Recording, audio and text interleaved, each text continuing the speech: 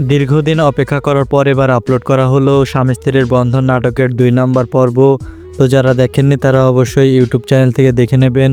তো আপনারা আমার এই ভিডিও ডিসক্রিপশন বক্সেও লিঙ্ক পেয়ে যাবেন, সেখান থেকেও দেখে নিতে পারেন। তো এদিকে দেখা যায় সালমার বাবা সে টনির নামে মামলা করে এবং পুলিশ ধরে নিয়ে যায় টনিকে। তো এখানে টনির কোনো দোষ ছিল না, সেটা কিন্তু ভালো মতোই জানতো সালমা। আর এত কিছু করছে শুধুমাত্র সালমার বাবা, কারণ টনিরা অনেক গরিব ছিল এজন্য। আর এজন্যই সালমা এবং টনি তাদের দুজনের সম্পর্কটা কখনোই মেনে নেয়নি তারা। তো এই জন্য এবার বুদ্ধি খাটিয়ে মামলা করে টনির নামে। আর এবার যেন সালমা সে নিজে ডিভোর্স দিয়ে দেয় টনিকে এবং সালমার বাবা মার পছন্দের ছেলেকে যেন বিয়ে করতে পারে। তো অনেক কিছু করার পরও কিন্তু সালমা সে কোনো মতে রাজি হয় না টনিকে ডিভোর্স দেওয়ার, কেননা সালমা সে কিন্তু ভালো মতোই জানতো যে টনি কেমন, কারণ তারা কিন্তু ভালোবেসে বিয়ে করেছে। তো অনেক কিছুই বলতে লাগে সালমার বাবা, সে কিন্তু সালমাকে অনেক অপমান করতে লাগে। তো অনেক অপমান সহ্য করতে না পেরে সেখান থেকে চলে আসে এবং আমরা দেখতে পাই যে সালমার কাকা সেই গিয়ে টনিকে ছাড়িয়ে নিয়ে আসে এবং থানায় গিয়ে বলে যে আমি গহনাগুলো চুরি করেছি এবং এখানে টনির কোনো দোষ নেই। তো সকল সাজা এবার সে নিজে ভোগ করতে থাকে। তো টনি এবং সালমা তারা দুজনে এবার নতুন একটা ব্যবসা শুরু করে।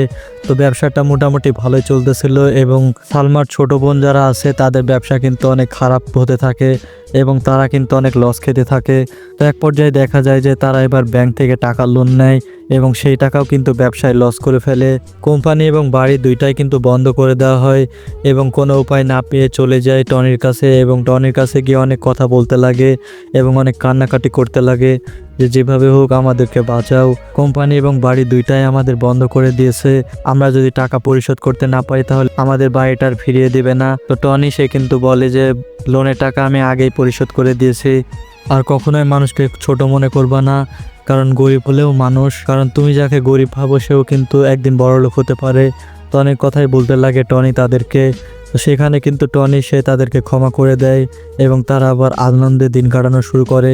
আর এখানেই স্বামী স্ত্রীর বন্ধন নাটকের 2 নম্বর পর্বটি শেষ হয়ে যায়। তো স্বামী স্ত্রীর বন্ধন নাটকের 3 নম্বর পর্ব আর আসবে না, কারণ এই নাটকটি 2টি পর্বই বানানো হয়েছে। তো আশা করি বুঝতে পারছেন। সকলকে ধন্যবাদ।